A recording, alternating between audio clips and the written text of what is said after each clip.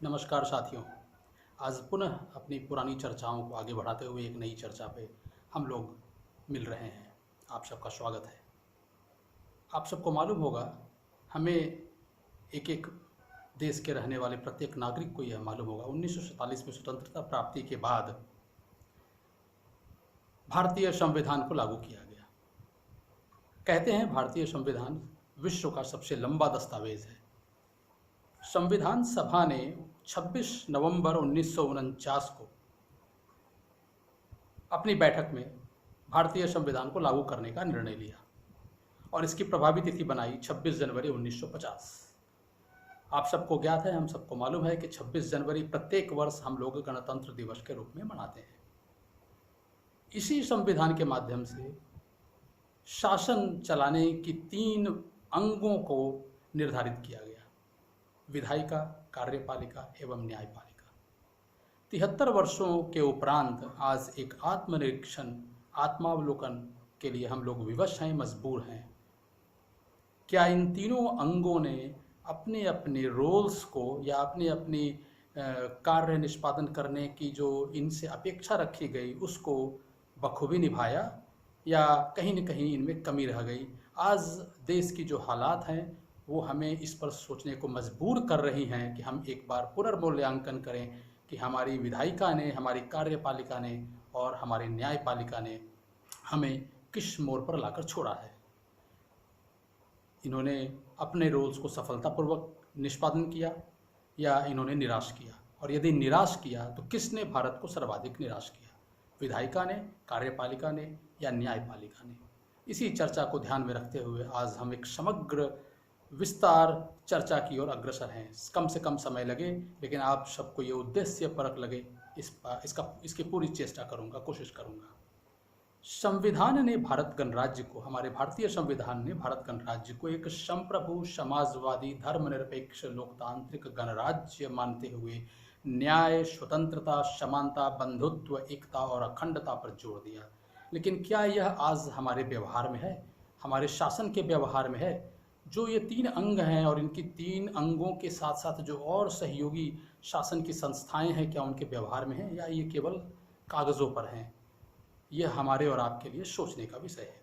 आज का वातावरण क्या इनके विपरीत काम कर रहा है या इसकी पूर्ति के लिए, इस उद्देश्य की पूर्ति के लिए काम कर रहा है? कहीं ऐसा तो नहीं कि आज अन्याय, अधीनता, असमानता, विभाजन व्यवहार में काफ़ी अधिक है, या जो उद्देश्यों को लेकर चला गया था वो उद्देश्य नदारद हैं? स्वतंत्रता के 73 वर्षों के बाद एक मूल्यांकन, एक आत्मनिरीक्षण या आत्मावलोकन आवश्यक है। विशिष्ट उद्देश्यों को ध्यान में रखकर बेहतर शासन के लिए इन बिंदुओं पर फोकस रखते हुए 3 स्तंभ, जैसा कि मैंने पहले भी कहा, विधायिका, कार्यपालिका एवं न्यायपालिका गठन किया गया। बाद में मीडिया इसमें चौथे अंग के रूप में शामिल हुआ। नौकरशाही या ब्यूरोक्रेसी कार्यपालिका के अंतर्गत आती है, ये हम सब जानते हैं। क्या ये तीनों स्तंभ अपने अस्तित्व को जस्टिफाई करते हैं, अपने उद्देश्यों और भूमिकाओं में सफल रहे हैं या इन्होंने निराश किया है? आज हम इस पर चर्चा करेंगे। संविधान में लगभग 400 आर्टिकल्स एंड सेक्शंस हैं, खंड हैं, विशिष्ट हैं, सब कुछ हैं, और ये सभी इन तीनों स्तंभों को या इन तीनों अंगों को विशेष शक्तियाँ और विशेषाधिकार प्रदान करते हैं। कई समावेशी हैं, इंक्लूसिव हैं, तो कई एक्सक्लूसिव हैं, अनन्य भी हैं, अलग अलग भी हैं। इनकी सहायता से ये 3 स्तंभ अपने कर्तव्यों को सफलतापूर्वक, उद्देश्यपूर्ण ढंग से निभा सकते हैं। ये हम जानते हैं कि दुनिया के हर देश का अपना एक विशिष्ट कोर वैल्यूज़ या बुनियादी बातें होती हैं। बट इससे पहले कि मैं विशिष्ट कोर वैल्यूज़ पे या फंडामेंटल वैल्यूज़ पे बात करूँ किसी भी देश के लिए, अपने देश के लिए या विदेश के लिए, किसी भी देश के लिए बात करूँ, उससे पहले एक और बता दूँ कि ये जो 400 सेक्शंस हैं, यहाँ पे विस्तार से बताना संभव नहीं है इस चर्चा में, फिर अन्यथा बहुत समय लगेगा। इसलिए हमने क्या किया है, डिस्क्रिप्शन बॉक्स में जो हमारे इस वीडियो अपलोड के साथ में है उसमें सारी डिटेल्स हैं, आप उसमें जाकर देख सकते हैं कि कौन से खंड या कौन सा आर्टिकल और कौन सा सेक्शन किस अंग के लिए या किस स्तंभ के लिए लागू होता है। हम जानते हैं कि दुनिया के हर देश का अपना एक विशिष्ट कोर वैल्यू है या फंडामेंटल वैल्यूज़ है या मौलिक बातें होती हैं। भारत के पास भी है, लेकिन भारत के संस्थापक और संविधान सभा के सदस्य भारतीय संविधान को अंतिम रूप देते समय इस मौलिक तथ्य को पूरी तरह से शायद भूल गए। उसका कारण हो सकता है शायद उस समय की अराजकता और हंगामे ने उनका ध्यान इतना आकर्षित किया कि उन्होंने भारतीय मूल और बुनियादी बातों का ध्यान खो दिया। हो सकता है 1947 के बंटवारे के समय देश ऐसी कई घटनाक्रमों से गुजरा जिसके कारण उनका ध्यान उस पर ज़्यादा ध्यान रहा, या उनका ध्यान उस पर ज़्यादा आकर्षित हुआ, और जो मौलिक बातें देश में सदियों से चल रही हैं, लागू हैं, वो उनकी ध्यान से या उनके फोकस से हट गया, निकल गया। इन सब में दो पर अगर मैं चर्चा करना चाहूँ तो एक है वसुधैव कुटुंबकम और एक है कर्मण्येवाधिकारस्ते मा फलेषु कदाचन। वसुधैव कुटुंबकम का अर्थ आप समझते हैं कि पूरा विश्व एक परिवार है। कर्मण्येवाधिकारस्ते मा फलेषु कदाचन आप समझते हैं कि कर्म करना हमारे हक में है, हमारे अधिकार में है, हमारे कर्तव्यों में है, हमारे निर्भर है, हम उस पर निर्भर हैं। लेकिन कर्म करने के बाद उसके परिणामों या उसके परिणति की अपेक्षा करना हमें नहीं सोचना चाहिए। और इन दो मौलिक बातों को या कोर वैल्यूज़ को हमारे संविधान सभा और देश के संस्थापक सदस्यों ने कहीं शायद आंखों से ओझल कर दिया। इसके अतिरिक्त एक बात और है, दुनिया के हर देश का एक अनूठा वास्तु भी होता है जिस पर हमेशा ध्यान होना ही चाहिए। सदियों से विदित कर्म आधारित दृष्टिकोण का संविधान में उल्लेख के बिना भारत दुनिया के किसी भी साधारण दृष्टिकोण वाला एक अन्य देश बन गया और परिणामतः अपनी मौलिकता खो दी। यदि हमने अपने संविधान में कर्मा को एक महत्व दिया होता या कर्मा आधारित हमने संविधान का निर्माण किया होता तो हम अपनी मौलिकता भी कायम रखते और देश आज कहीं और रहता जहाँ पे आज हम अपने देश को पा रहे हैं। कर्मा का अर्थ है कर्म करना या निष्पादन करना। कर्मा पर अपना ध्यान खोने के कारण आज भारत में हर तरफ गैर निष्पादित परिसंपत्तियों यानी नॉन परफॉर्मिंग एसेट्स NPAs की भरमार है। कहीं भी आप नज़र डालें, लोगों के ऊपर नज़र डालें, वर्गों के ऊपर नज़र डालें, व्यवसायियों के ऊपर नज़र डालें, धर्मों के ऊपर नज़र डालें, पार्टियों के ऊपर, राज्यों के ऊपर, सरकारों के ऊपर, यहाँ तक कि केंद्र सरकार पर भी नज़र डालें तो आपको लगता है कि नॉन परफॉर्मिंग एसेट्स या न करने वाले लोग या जिनसे कुछ अपेक्षा न रखा जा सके ऐसे लोगों की संख्या काफ़ी ज़्यादा है। भारत का वास्तु कोर और फंडामेंटल वैल्यूज़ की इच्छा थी कि स्वतंत्रता के बाद आरंभ से ही कर्मा आधारित दर्शन से ही हम पहले दिन से होनहार बन सकें, समृद्ध बन सकें, जिसका अभाव आज हमें इस मोड़ पर ले आया है कि हम अपने आप को एक बहुत बड़ी विकराल रूपी समस्या में समाहित या ग्रसित अपने को पूरे देश को पा रहे हैं। किसी भी संकट में प्राकृतिक हो या मानव निर्मित हो, हर कोई राहत या प्रोत्साहन पैकेज की तलाश में है या किसी न किसी रूप में किसी न किसी मदद की तलाश में है, क्योंकि आज वह स्वयं को उस समस्या से लड़ने में अक्षम या असमर्थ पा रहा है। यह सब आधुनिक अर्थशास्त्र के कारण है। आपको भी आश्चर्य होगा कि अर्थशास्त्र को मैं आधुनिक, मध्यकालीन और प्राचीन अर्थशास्त्र के रूप में चर्चा करके एक नए दृष्टिकोण को आपके सामने लाने की कोशिश कर रहा हूँ। यह सब आधुनिक अर्थशास्त्र के कारण है और कुछ अन्य देशों के संविधानों से आर्टिकल्स और सेक्शंस के नकल के कारण है। लोकतंत्र को शायद लोगों के लिए, लोगों का लोगों के द्वारा के रूप में परिभाषित किया जाता है, लेकिन आज के वातावरण में राजनीतिक, कार्यकारी और न्यायिक वर्ग शायद इसमें कम विश्वास रखते हैं या कम भरोसा रखते हैं या कम व्यवहार में लाते हैं। नतीजा इसलिए उनकी कथनी और करनी में बहुत बड़ा अंतर है या बेमेल है, जिसका हमें दृश्य हर क्षण पे, हर मोड़ पे, हर दिन देखने को मिलता है। भारत में लोकतंत्र की सफलता संसाधनों और परिणामों की पारस्परिक देखभाल और भागीदारी या साझेदारी पर निर्भर था, और आज इस दर्शन की सरासर अनुपस्थिति दृश्य है। साझेदारी, भागीदारी, देखभाल पारस्परिक तौर पर पारंपरिक रूप से इस देश की शक्ति रही है। अधिकांश शासकों के मध्यकालीन युग की अगर हम बात करें तो अधिकांश शासकों के विदेशी मूल के कारण होने के कारण मध्य युगीन या मध्यकालीन अर्थशास्त्र शोषण और उत्पीड़न पर अधिक केंद्रित रहा, आधारित रहा। हालांकि वे विदेशी शासक बाद में इस देश में बस गए, इस देश में रच बस गए, लेकिन फिर भी स्वभावतः उनका जो अर्थशास्त्र का दृष्टिकोण था वो शोषण और उत्पीड़न पर आधारित था। आर्थिक समृद्धि वहीं से बिगड़ना शुरू हुई है। प्राचीन अर्थशास्त्र की अगर हम बात करें तो प्राचीन अर्थशास्त्र में संसाधनों एवं परिणामों की पारस्परिक देखभाल और हिस्सेदारी पर निर्भर था, और इसीलिए भारत तब और अधिक समृद्ध, खुशहाल और एकजुट था, मेल मिलाप था। मध्य युगीन अर्थशास्त्र के दौरान विश्व में भारत की जीडीपी लगभग 30% थी, जो प्राचीन अर्थशास्त्र के दौरान निश्चित तौर पर इससे कहीं अधिक 60%, 70% तक रही होगी।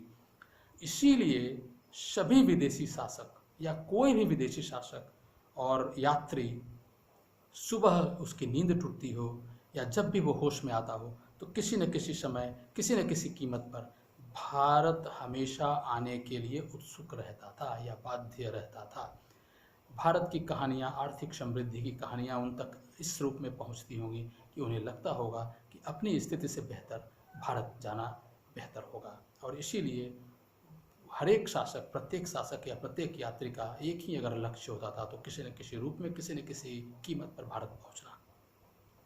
स्वतंत्रता के बाद भारत अपने सन्स एंड डॉटर्स, जिसे कहते हैं पुत्र एवं पुत्री of the soil, sons of the soil, daughters of the soil, से गंभीर रूप से निराश है। क्यों निराश है? क्योंकि वे न तो देश को न लोगों को अपना समझते हैं, और इसका परिणाम स्वरूप ये है कि वे अधिकतम रूप से स्वार्थी, उल्टे उद्देश्यों में निर्लिप्त हैं या लगे हुए हैं। यह लंबे समय तक जारी नहीं रह सकता, किसी भी तौर पर यह लंबे समय तक चल नहीं सकता, क्योंकि यह कहीं न कहीं हमें एक ऐसे मुकाम की ओर या ऐसी जगह की ओर ले जाएगा जहाँ से हमें विनाश देखने को ही मिलेगा।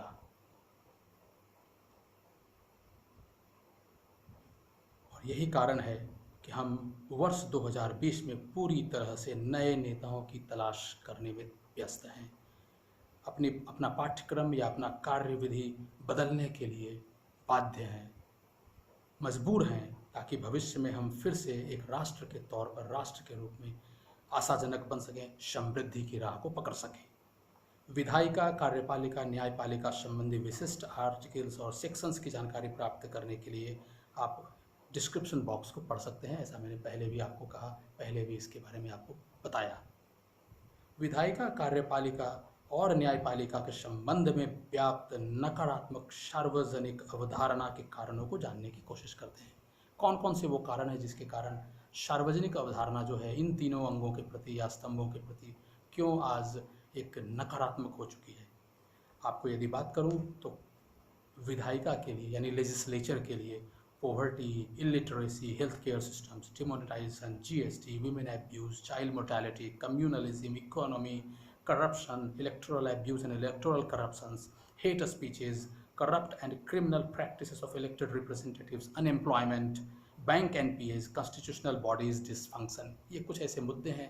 अब सारे मुद्दों को यहाँ लिख नहीं सकते, बता नहीं सकते, लेकिन समय की कमी के कारण हमने उन मुद्दों को ज़रूर बताने की कोशिश कर रहा हूँ जिससे आपको एक आइडिया लग सके कि कहाँ, किस अंग ने इन तीनों महत्वपूर्ण अंगों में से या स्तंभों में से किन ने कहाँ पर त्रुटिपूर्ण व्यवहार किया है या अपेक्षा रहित व्यवहार किया है।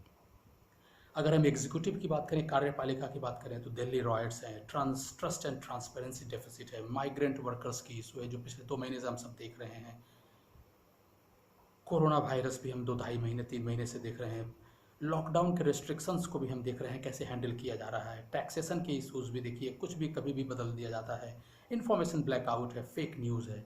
फेक न्यूज़ इंडस्ट्री आज जिस रूप में प्रचलित है, सक्रिय है, वो अपने आप में एक शर्म की बात है। अगर हम जुडिशियरी या न्यायपालिका की बात करें तो चंद जो कुछ मुद्दे हैं वो हैं Kashmir, article 370, Sabarimala women entry है, CAA NPR है, शाहीन बाग है, जामिया है, JNU, AMU, मॉब लिंचिंग है, अयोध्या टेम्पल इशू है, बाबरी मॉस्क डेमोलिशन है, पब्लिक इंटरेस्ट लिटिगेशन है, प्राइवेसी इशूज़ है, फंडामेंटल राइट्स इशूज़ हैं, आधार कार्ड है, पीसफुल डेमोन्स्ट्रेशन इशू है, भीमा कोरेगांव है और इंसॉल्वेंसी एंड बैंकरप्सी कोर्स। इस चंद ऐसे मुद्दे हैं जिस पे कहीं ना कहीं ऐसा महसूस होता है कि शायद न्यायपालिका का एक्शन या डिसीजन त्वरित भी हो सकता था, समसामयिक भी हो सकता था, शीघ्र हो सकता था। उपरोक्त कारणों को हम एक वर्ग से अधिक से जोड़कर देख सकते हैं। ये हालांकि हमने अलग अलग तीनों अंगों या स्तंभों के अंतर्गत इसको दर्ज किया, बताया, लेकिन ये एक दूसरे के ऊपर ओवरलैपिंग कर सकते हैं, 1 से 2 भी, 2 से 3 भी, या सब में भी। ये ऐसे मुद्दे हैं जो आज ज्वलंत रूप से देश का समय खा रहे हैं, समय के संसाधन को खा रहे हैं, नष्ट कर रहे हैं। भारत सरकार एवं असफल प्रधानमंत्री नरेंद्र मोदी का मानसिक दिवालियापन इससे समझा जा सकता है कि इसने निर्वाचित प्रतिनिधियों, सरकारी एवं public sector undertakings, government and PSU के कर्मचारियों और अधिकारियों को बिना किसी काम के वेतन देना जारी रखा, काम पर नहीं बुलाया, और दूसरी ओर प्रवासी श्रमिकों के भोजन, पानी, घर तक जाने के संदर्भ में परिवहन आदि की व्यवस्था न कर भूखे मारने के लिए छोड़ दिया, विवश कर दिया। नतीजा परिणाम तो आप देख ही रहे हैं कि कई प्रवासी श्रमिक, न केवल प्रवासी श्रमिक बल्कि कुछ और भी लोग भूखे प्यासे, डिहाइड्रेशन के कारण, दुर्घटनाओं के कारण, पैदल चलने के कारण, ट्रकों में बैठने के कारण, ट्रकों की दुर्घटनाओं के कारण, भूख प्यास के कारण कई लोगों की मृत्यु पिछले 2 महीनों में, 2.5 महीनों में हमें देखने को मिली है, जो है बहुत ही दुर्भाग्यपूर्ण है कि एक समर्थ देश होते हुए भी हम अपने लोगों की देखभाल नहीं कर सकते, व्यवस्था नहीं कर सकते।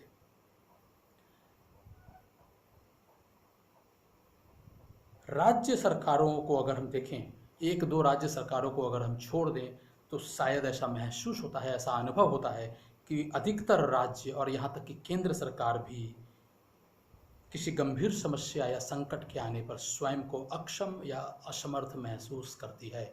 उस समस्या के निष्पादन में समय और संसाधन लगाने की बजाय वो अपने को असमर्थ महसूस करते हैं, अपने को अक्षम महसूस करते हैं, और परिणामतः पूरे देश की जनसंख्या, 137 करोड़ जनसंख्या, उन समस्याओं से लड़ने में स्वयं को अक्षम पाती है, क्योंकि जो संसाधन सरकार के पास है वो हमारे और आपके पास, जनता के पास होना उस रूप में संभव नहीं है। अब हम लॉकडाउन को भी समझते हैं, इसको एक उदाहरण से समझेंगे। हमें मालूम है कि जंगल, अभयारण्य और चिड़ियाघर, ये 3 अवस्थाएं होती हैं जहाँ पे जानवर रह सकते हैं। मनुष्यों के अतिरिक्त अगर हम बात करें तो पशु पक्षी होते हैं, और इन पशु पक्षियों के रहने के लिए ये 3 ऐसे विकल्प हैं जहाँ पे उन्हें रखा जा सकता है या वो रह सकते हैं। एक जंगल होता है, एक अभयारण्य होता है और एक चिड़ियाघर होता है। जंगल में वो सर्वाधिक स्वतंत्र होते हैं, सर्वाधिक आराम महसूस करते हैं, सर्वाधिक स्वतंत्रता का अनुभव उन्हें होता है, और नतीजा अगर वो घर में महसूस कर सकते हैं या एक अपने आप में अपने लिए अगर एक सरवाइव करने की अगर कंडीशंस को बात करें, शर्तों को बात करें, तो वो जंगल को सर्वाधिक पसंद करते हैं। उससे कम पसंद वो अभयारण्य को करेंगे, क्योंकि अभयारण्य में, सेंक्चुअरी में कुछ न कुछ रेस्ट्रिक्शंस, लिमिटेशन, सीमाएं होती हैं जहाँ पे उनको अपनी सीमाओं का ख्याल रखना होता है, क्योंकि वो मानव निर्मित है। जंगल यदि प्राकृतिक है तो अभयारण्य मानव निर्मित होता है, लेकिन मानव निर्मित होने के बाद भी अभयारण्य में उन्हें एक सीमा तक स्वतंत्रता प्राप्त है, एक सीमा तक अपने ऊपर निर्भर रहने की आज़ादी है या आराम है। और हम अगर चिड़ियाघर की बात करें तो चिड़ियाघर में चाहे शेर हो, चाहे कोई भी जानवर हो, चीता हो, बाघ हो, से लेकर के बंदर, रीछ, हाथी, यहाँ तक कि एक छोटा सा खरगोश भी हो, कोई भी पशु पक्षी हो, चिड़ियाघर में वो एक बंधुआ, मजदूर कहें या एक बंधन में रहते हैं। परिणामतः ये होता है कि चिड़ियाघर में चूंकि उन्हें रखा जाता है तो उन्हें भोजन पानी से लेकर उनके आराम की, उनके जीवित रहने की सभी संसाधनों की भी व्यवस्था अधिकारियों को या चिड़ियाघर के लोगों को करनी पड़ती है। और चूंकि चिड़ियाघर के लोगों ने चिड़ियाघर बनाकर उन लोगों को वहाँ रखा, एक लॉकडाउन की कंडीशंस प्रदान की है, चिड़ियाघर एक तरह से एक लॉकडाउन का वातावरण बनाता है, इसीलिए उनके खाने पीने से लेकर के उनके आराम की चीज़ों को भी ध्यान में रखना पड़ता है, और सारी देखभाल, इंतज़ाम, उसकी व्यवस्था चिड़ियाघर के लोगों को करनी पड़ती है। 23 मार्च 2020 को जब भारत सरकार ने, प्रधानमंत्री नरेंद्र मोदी ने लॉकडाउन की घोषणा की, एक ऐसे लॉकडाउन की घोषणा की जिसमें लोगों को तनिक भी समय नहीं दिया गया किसी भी प्रकार की व्यवस्था करने के लिए, तो ये भारत सरकार का और प्रधानमंत्री नरेंद्र मोदी का कर्तव्य था या कर्तव्य है कि लॉकडाउन कंडीशंस, जैसे चिड़ियाघर के बारे में हमने आपको बताया, जो भी ज़रूरतमंद है, चाहे जिस किसी भी कारण से इस देश में लॉकडाउन के दौरान उन सारी चीज़ों की व्यवस्था करना भारत सरकार का कर्तव्य है, था और रहेगा जब तक ये लॉकडाउन चलता है। चाहे वो भोजन हो, चाहे पानी हो, चाहे घर तक पहुंचने की परिवहन की व्यवस्था हो, और चाहे वो गरीब वर्ग के लोग हों, मध्यम आय वर्ग के लोग हों, यहाँ तक कि अमीर या धनी वर्ग के लोग भी हों, यदि वो किसी कारण से भी लॉकडाउन की घोषणा के कारण अगर वो मुसीबत में है, विपत्ति में है, स्वयं को जीवित रखने में असमर्थ पा रहे हैं, तो इसकी व्यवस्था करना भारत सरकार की जिम्मेवारी है। और जितनी भी मौतें हुई हैं, जितनी भी दुर्घटनाएं हुई हैं, जितने भी जो देखने सुनने में आ रहा है, ये एक बहुत न केवल दुर्भाग्यपूर्ण है बल्कि भारत सरकार के लिए बहुत ही शोचनीय अवस्था की भी बात है। भारत सरकार को अपने ऊपर एक नज़र डालने की ज़रूरत है कि कहाँ उसने कैसे त्रुटि की है। जानवरों में जिस प्रकार से चिड़ियाघर में कोई अंतर नहीं रखा जाता, सबको पिंजरे में रखा जाता है, उसी प्रकार से लॉकडाउन में भी वर्गों का अंतर समाप्त करके हर ज़रूरतमंद को भारत सरकार की ओर से देखभाल करना, व्यवस्था करना आवश्यक है। ये मजबूरी है, बल्कि भारत सरकार को इस साधारण तथ्य का सर्वथा सर्वदा ध्यान रखना ही चाहिए।